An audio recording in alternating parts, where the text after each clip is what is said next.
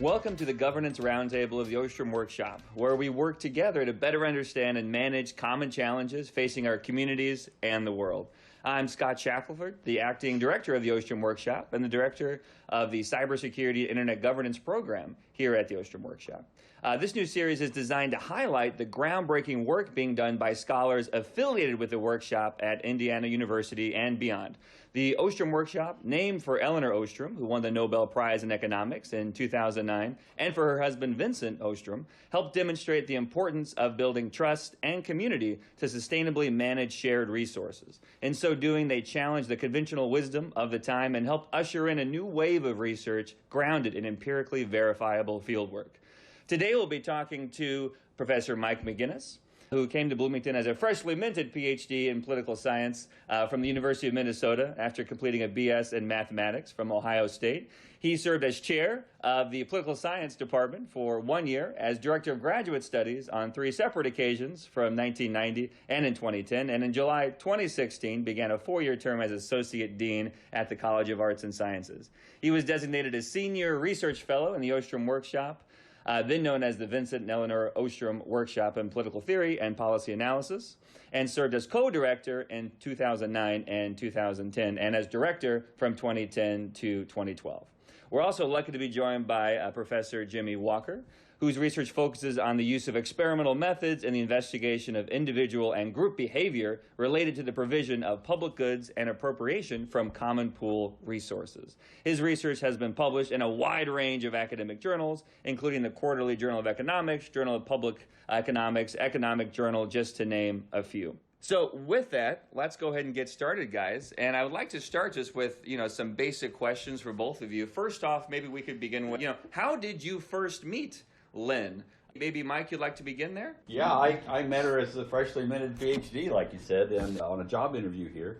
And she asked me some really tough questions during the presentation, and I got a little flustered. I was doing this formal model, and I had a couple cases, and I had made some assumptions that made some of the cases irrelevant. And I couldn't remember my own assumptions in the middle of my job talk, right? So I'm nervous. And she said, "Okay, we'll get back to it." And then so I went on and got that. And then I saw her walking out of the building at the end of the next day after the interview. And she just comes up with a smile and says, "Remember, you still owe me those assumptions." It struck me that here was a genuinely nice person. And I thought, she'd make a nice colleague. And fortunately, I got the job, and I'm still here. But she just had made that remarkably positive first impression on me. Yeah. That's Jimmy? wonderful. Yeah, thanks, Scott. Yeah. And Mike. I don't remember when I first met Lynn. It's been a little while. I came here in '84. I've been at the University of Arizona, where I worked with several colleagues, in particular Vernon Smith, Jim Cox, and Mark Isaac. And Mark Isaac and I had started this program on looking at public good experiments.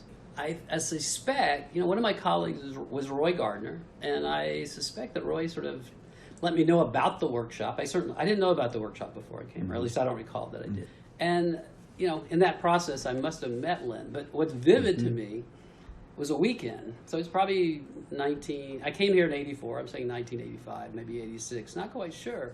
But it was a weekend. I get a call from Lynn, and it's, "Jimmy, would you like to help write an NSF grant looking at experimental research and common pool resources?" Yeah. So it fit really well with the research I was doing on public goods, but I thought, man, this is an opportunity. And it was an opportunity. It kind of took me off in a similar but also very dissimilar path. And Lynn had a way of broadening people's perspectives and I think encouraging you along the lines of doing research in a way that most people don't have. I use it in a very positive way, but I say that I think of Lynn as an academic entrepreneur. And she had these skills in many dimensions. And what was kind of amazing to me is I've talked to people over time who kind of got to know Lynn in a sort of various different ways. They were always they were just so impressed by the depth of her knowledge in so many areas. And she was a hard worker, and obviously, if you're a hard worker, you bring other people along with you in some sense. So it was a great experience. And that gets us right into, a related question of how Lynn and Vincent, impacted both of your research agendas over, so many decades. Yeah, so let me pick up. And I don't know if this is well known or not. You know, in many ways, people sort of see the seminal work in on common pool resources. Well, many people see it as Hardin, but that's a mistake.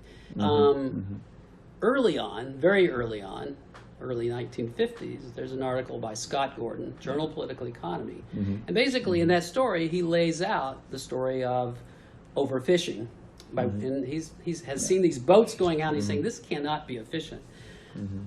Interestingly, so Scott was a faculty member in economics and philosophy at IU, and he was one of several economists and political scientists that began these series of meetings that became the colloquium, which then led later to the Ostrom Workshop. I think, you know, I'm almost sure that Lynn would have provided some funding for our initial experiments on common pool resources. And it was basically Roy Gardner working out some of the game theory, myself and Lynn working on taking what I think of as the Scott Gordon model and laying this decision environment that has the attributes of a limited access common pool resource.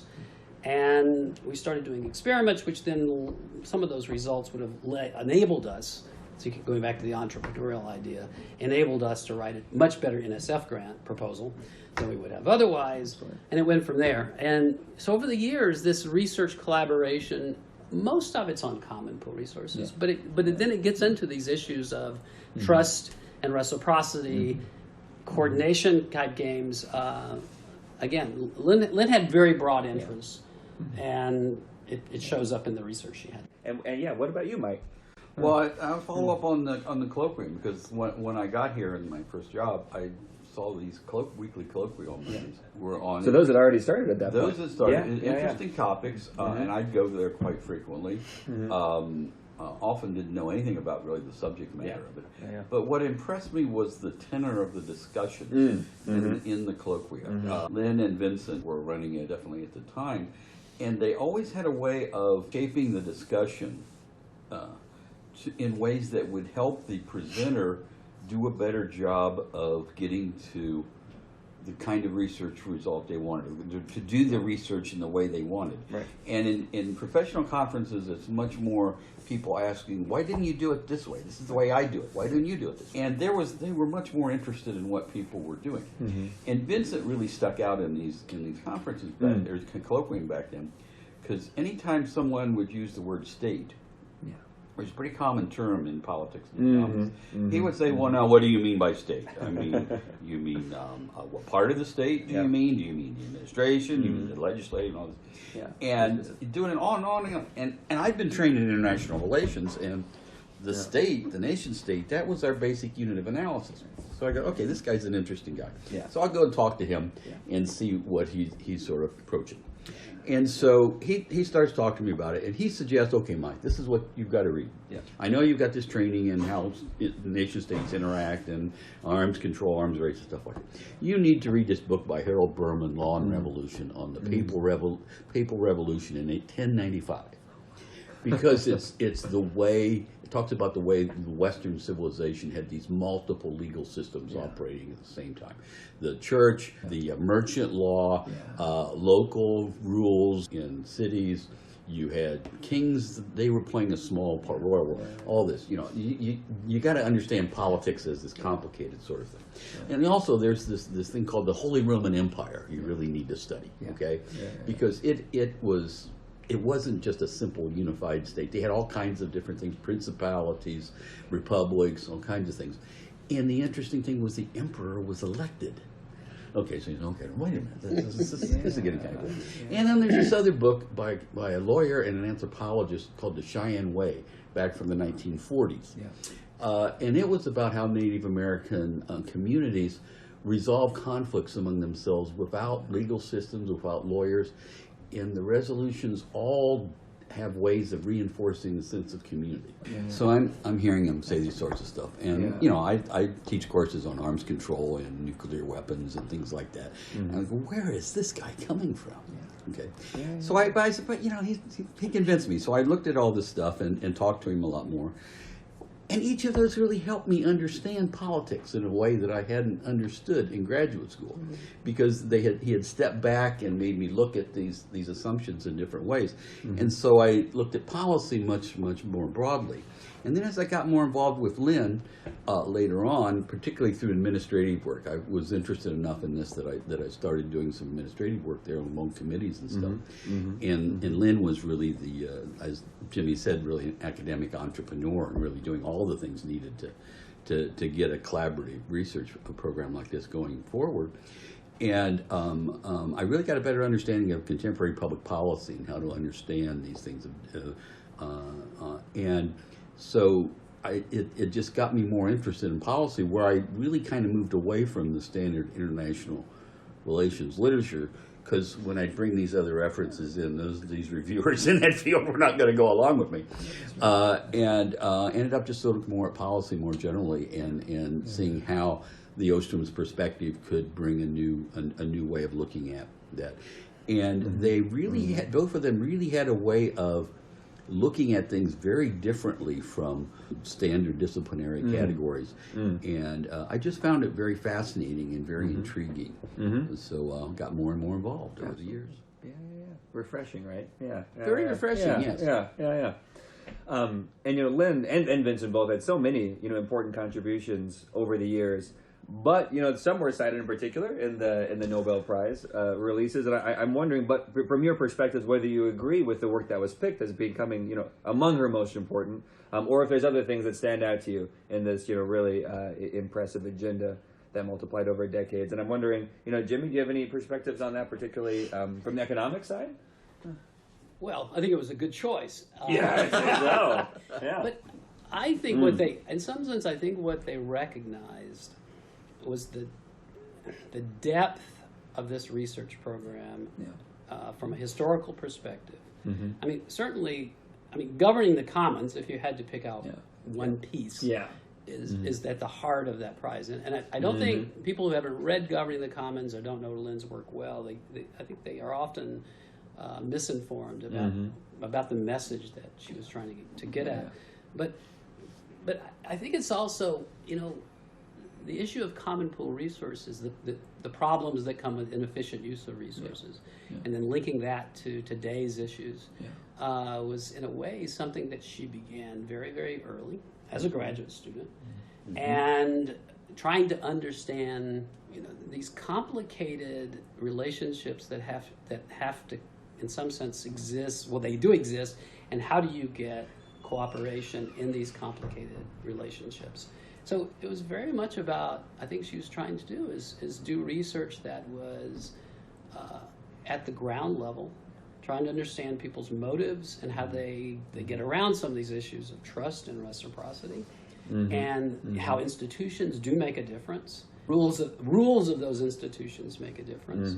And so that comes, that is at the heart of her original research, and then grows into Governing the Commons, was really about, I think, it wasn't this it was not this superficial view of, well, these are the kind of problems that are faced. It was, let's take all of these settings that we can get at least reasonable data on, and try to understand what was going on in terms of when there was success and when there was not success. And to be honest, that actually describes the experimental projects. It was, let's start off with this baseline, what Lynn would think of as a stark environment with very few rules. You've got to have some rules, and then build on that, adding institutions, and see how the subjects in this experimental lab common pool resource environment, how they responded to that. And the experimental work was noted as part of the award, but the experimental work came about because of the earlier work, and it was, I think, in some ways, Lynn really believed in using different methodologies and seeing how one could complement the other. And I think the committee recognized that. And what she was saying is, out there in this world that's out there, it's not either government or state. And there are these important issues that involve something beyond that. And I think that's the reason for the award. I mean, that's certainly her biggest research contribution. The Ostrom Workshop is obviously another large contribution that she and Vincent both brought about And even that, though, it's how do you, when it works the best, it's how do you get collaboration from these scholars from multiple disciplinary backgrounds. Who are used to working in very different methodologies and Exactly. talking about similar problems, but in very different terms. Exactly. So, yeah, Mike, I'm not sure if you had any other perspectives on that? Let me follow up on some of the points Jimmy made there, in that I think that the way the prize was seen, not necessarily what the Nobel Committee had in mind, but it really was seen as this recognition of the capacity of local communities around the world to figure out ways to solve their own practical problems, okay? Yeah. And that was something that academics in both political science and economics and policy analysis tended to overlook. Lynn went out there and actually studied these communities and went to these communities. And I think what was really unique about the way they approached policy analysis was they didn't go there with an answer in mind that said, this is what you need to do. You need to decentralize, you need to set up this kind of a protected park, or you need to have this sort of treaty. That they came in there and they asked the community members, what are the problems you're facing?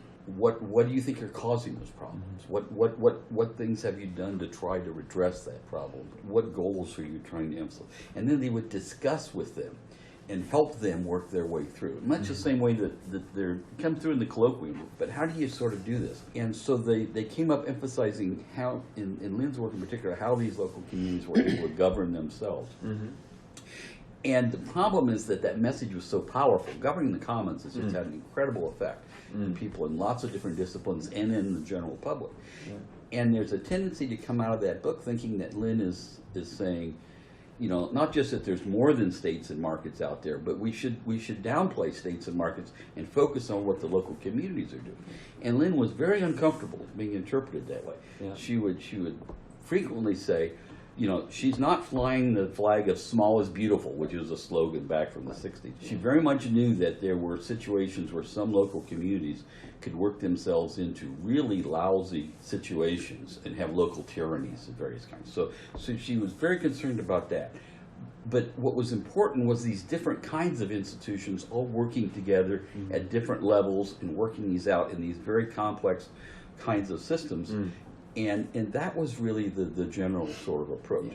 And I thought it was interesting, the Nobel Prize Committee wrote together a really great summary of her research, but they really focused on the resource management aspect of it. And some of the earlier work that she had done in police studies and some of Vincent Ostrom's more philosophical, historical work on what he called polycentric governance, these multiple sorts of things, they didn't talk about very much, but they talked about the Nobel Prize was given for her work on institutions, especially related to managing the commons. Well, she titled her Nobel Prize speech, Polycentric Governance of Economic Systems. Okay, so it's really about governing complicated sort of systems. And that really was the major approach. And that idea of the complexity and the institutional diversity that you need to solve problems is starting to be having a longer term effect than it did initially. Yeah. Across a lot of fields, as we'll get to. And why do you think they were particularly, effective at pushing this new perspective in the academy? Because, they weren't the first to, push this idea of complex systems and kind of embracing these multiple layers of authority and governance, right? So what was it about them in particular that were able to kind of break through with governing the commons and other efforts? Do you have any thoughts on that, Jimmy? Well, it's a tough one in some sense. I mean, I think to some extent it comes back to the relationship between Lynn and Vincent, and I think we've learned through the work of others and just getting to know them and talking with them that much of their lives was this sort of dialogue and discussion about about some of these problems and the complexities and how do you go about approaching these problems. From my perspective, the people out there that I find the most interesting in terms of the academics are people who have an incredible breadth. They've read a lot, they've thought a lot, and I think Lynn came across that way. Lynn could talk across a lot of different types of research, a lot of different types of methodologies. So you start moving out of your silo. Maybe it's into multiple silos in academics. But no, I think it has been, I don't want to call it a following, that's not the right term, but it has it has the impact Yeah. of really affecting research across different areas, across different disciplines, across different methodologies. Yeah. And in order to do that, you have to have read a lot in those areas and thought about those areas. And it is. They were working on a problem that has broad human interest, and that helps as well. Let me follow up on that in terms of the way they ran their seminars. Particularly Vincent. He and I co-taught a graduate seminar one time because he was supposed to be gone and he ended up staying and something like that. And Vincent was a real sort of power. I mean, he had this. Like I said, anytime someone used the word state, he would jump in on you, or a government, he would jump in on you. And so it was an interesting experience co-teaching with him because you never quite knew when he was going to stop when he was talking. So it was anyway.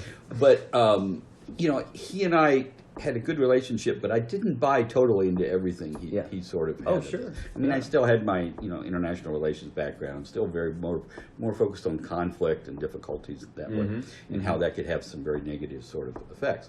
So we ran this seminar on broad, Tocqueville, Hobbes, Federalist Papers, and then I had some work on formal models and stuff. And so we're running the seminar. These poor graduate students are trying to figure out what's going on.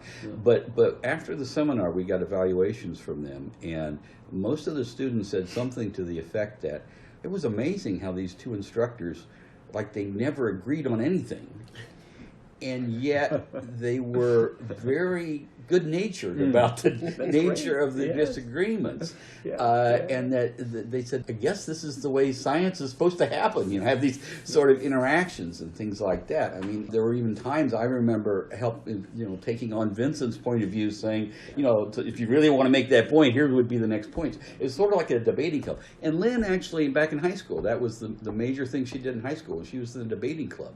And she said that discipline of being able to argue effectively on either side of an argument was really helped train her to do political science. So they had this view of politics, of life, as what Vincent used the term contestation a lot. And Vincent would find words and use them a lot, or make up words, like polycentricity. But contestation was really good. But I think it's very useful to put an adjective on. There's like respectful contestation. So you're very much engaging in this, and you're really trying to wrestle with this kind of problem. Vincent would even use the Jacob wrestling with God image from the Bible. It's like wrestling, but you're doing it in a respectful manner. You're listening to the other side. You're trying to understand their perspective, trying to make arguments that relate to them, and tie that all up. And so it's this respectful contestation that they really saw as the way science should go, and frankly, the way politics should go. And we've really moved away from that in the current situation, I think, in the political system. And that respectfulness of the contestation. And now we just kind of have shouting matches back and forth. So it's unfortunate. But. Yep. I couldn't agree more. We've talked, a little bit about some of the highlights of their careers over some decades now, and obviously their work on the polycentric governance of economic systems is ongoing in a lot of ways. And I'm wondering in particular, from where you both sit, how do you feel like their work still resonates, the most today, either with you personally or from what you see in the research that's being produced? Yeah. So from my perspective, well, let me stick with myself and my collaborators.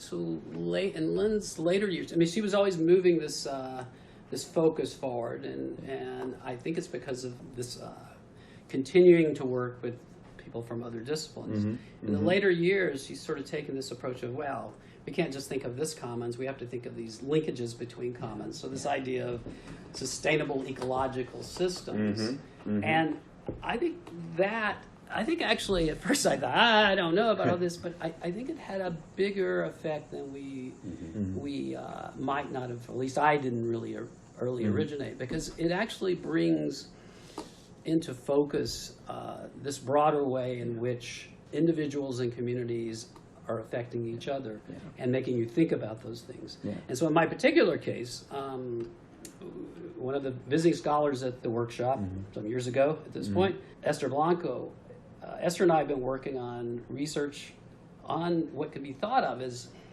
definitely related to ecological systems. Mm-hmm. But it's the idea that you have these environments in which there are groups of users of these resources that it's costly to make the kinds of decisions that would be better for all of us. And so we're looking at this experimentally, looking at this idea that how do the relationships between outsiders who benefit from these activities by what we call insiders, who are again are costly activities that provide a public good to this broader community. How do you look at them in the lab and say, what can you find? Can you find relationships between these outsiders and these insiders, where the outsiders are supporting the insiders in a way that leads to sustained cooperation? Yeah. Our early results are actually pretty. It suggests that it's a very difficult thing to maintain. But that's how you start to do this research. You don't. You have to, in my mind. I mean, what I find exciting about experiments is you got to look at behavior, and we know exactly what, at least the incentives that we're inducing in these experimental environments. Sort of in some sense parallel to that, there's also been this growing work in the field, experimental research in the field, and I think a lot of that's being motivated by two things: the importance of these issues in many domains, and that it is important to move out of the lab into sort of laboratory environments in the field.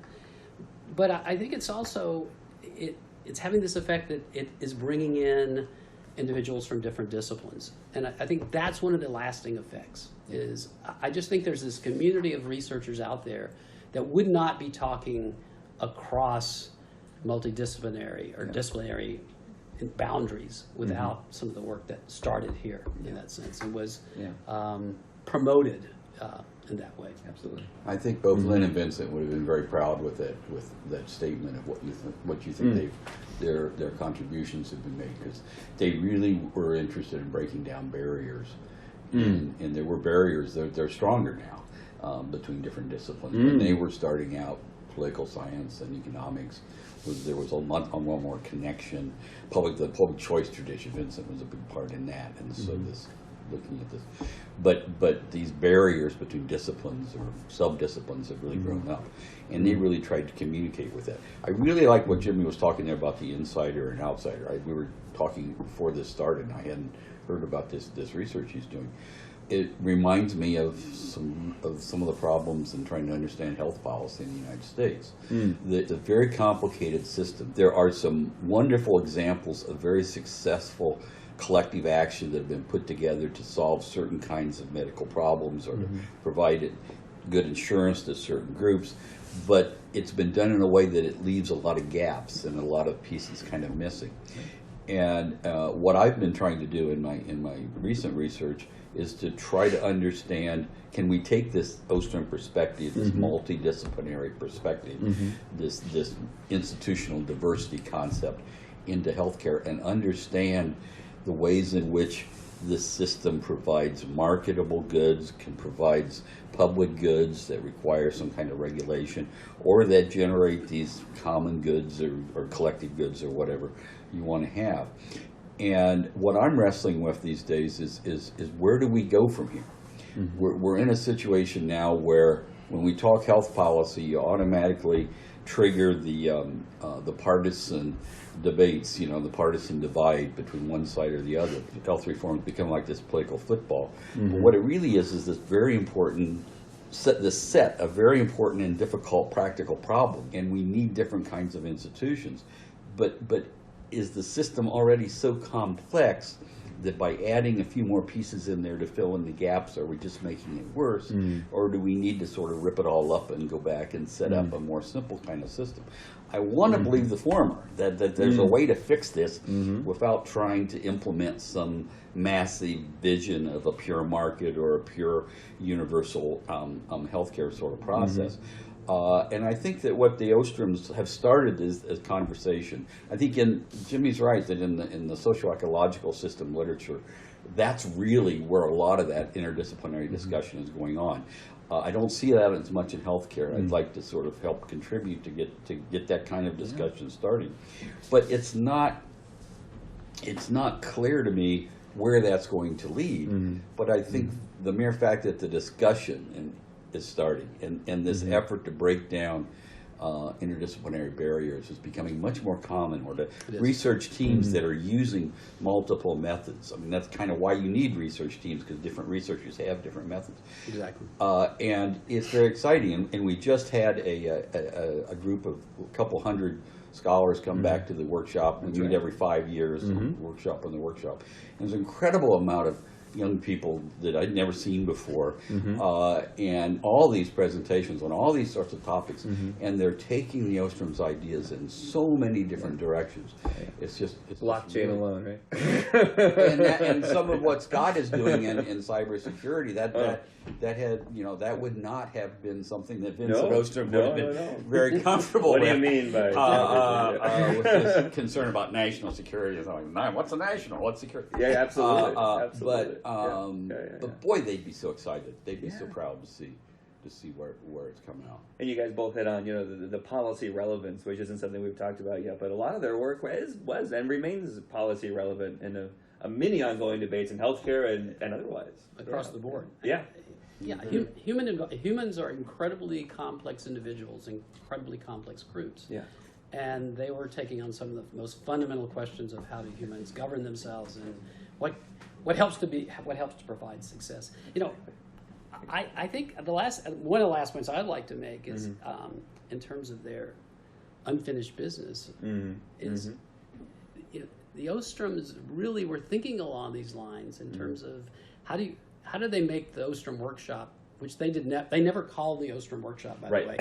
But how do they make it sustainable? I know a lot of people know, but I suspect a lot of people don't know that they left an incredible amount of resources to sustain this wonderful institution that they created. And I think that's another part of this story, that they were thinking ahead.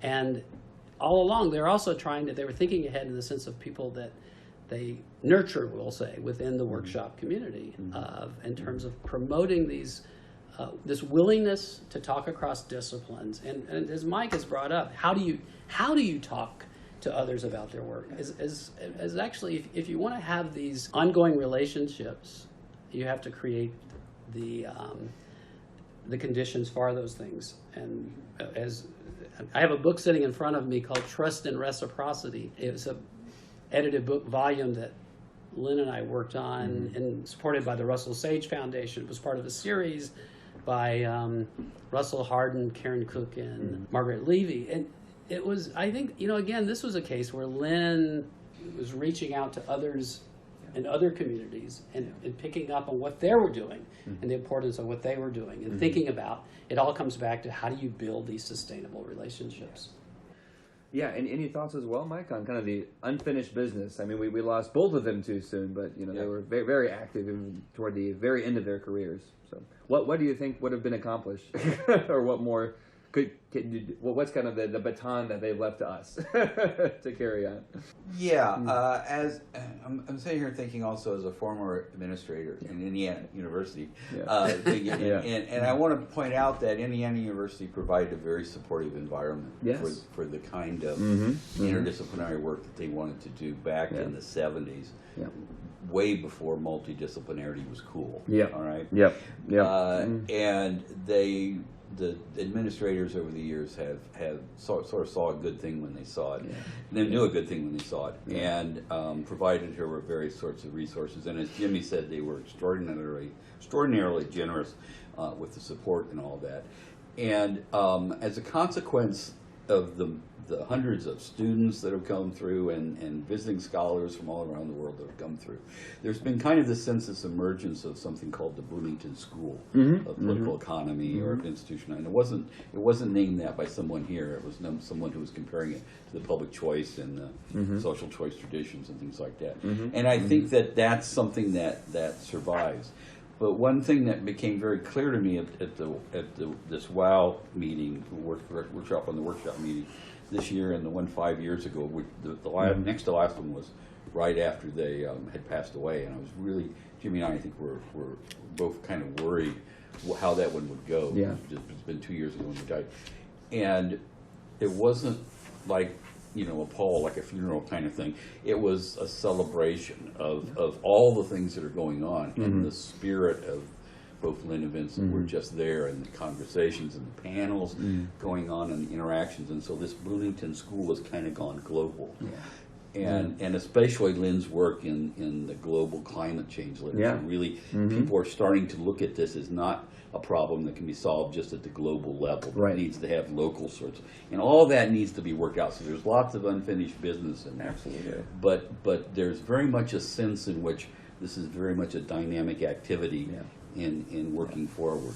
And I do want to finish up with one thing that I think really epitomizes how important contestation, respectful contestation, was to Lynn and Vincent. In the book that the Nobel Prize Committee really emphasized, Governing the Commons, Lynn dedicated it to Vincent for a lifetime of love and contestation. That's a wonderful note. Oh, man. And that was the way they lived their life. That's right. And that was They did. Yeah. And just as a final thought, one of my favorite quotes from Lynn is that, trust is the most important resource. And I'm wondering, from where you both sit, what are some things that we can do, to build a more, trusting society, and to build, better communication, and to better manage, resources at a lot of levels. Yeah. Right? Jimmy, you've Let's got to trust in the do title. that So. softball at the end here.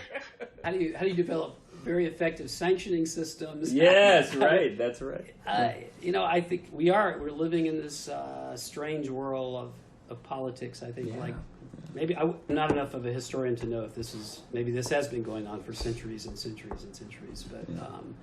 But the point that Mike brought up earlier is a point that it should be well taken and should be thought deeply about, is this willingness to contest ideas, but also to show respect. Yes. Yeah. And certainly trust and reciprocity play a role in that. I mean, there are fundamental things about humans that are required for cooperation. Yeah. And in the end, I think it was some combination of human nature and institutional rules that kind of brings together a lot of what the Ostroms were trying to do. Yeah. It also takes, those that are leading have to be really hard workers. An NPR broadcast I heard recently was talking about qualities of leaders, and one of them had to do with effective leaders often do not use the term I. Yeah. And I think that's what you saw around here. You saw it as a collaboration where individuals felt part of these groups and they gained from it. Yeah. The last thing in terms of sustaining the Ostrom Workshop, the visiting scholars program was important to them. It's something they learned from a trip to visit Reinhard Zelten in Germany. I think that's where it came from. But that's one of the things they started promoting, and they saw early on this need for. It actually comes back to the idea of the workshop. The need for people to be around each other, to be able to talk to each other in effective ways, and maybe you miss some of that if you don't have these sort of personal encounters. That's right. Hard to know about.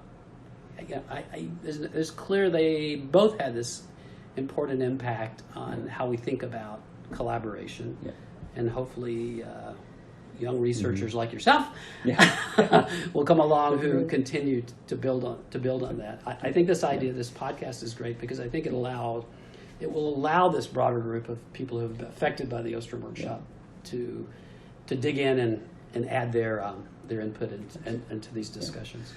Scott, I want to second that. I really want to thank you for your taking the effort to start this project, and for stepping in as acting director, I guess now, and as the workshop continues to move towards different sorts of arrangements.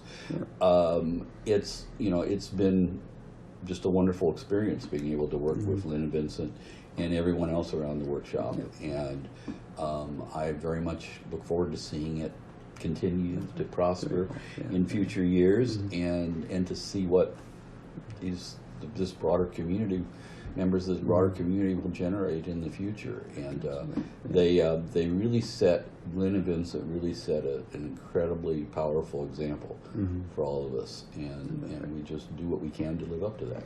both personally and professionally, right? Yeah, Yeah. exactly. It's an honor and a pleasure to be here with both of you. So thank you again, Mike, Jimmy, for taking the time. And that's it for this episode of the Governance Roundtable. The views expressed are those of the participants and not necessarily shared by Indiana University. For more information on the Ostrom Workshop, check out ostromworkshop.indiana.edu. Most of our events are open to the public, and they're available online as well. So until next time, we hope you can come grow with us again soon. Thanks.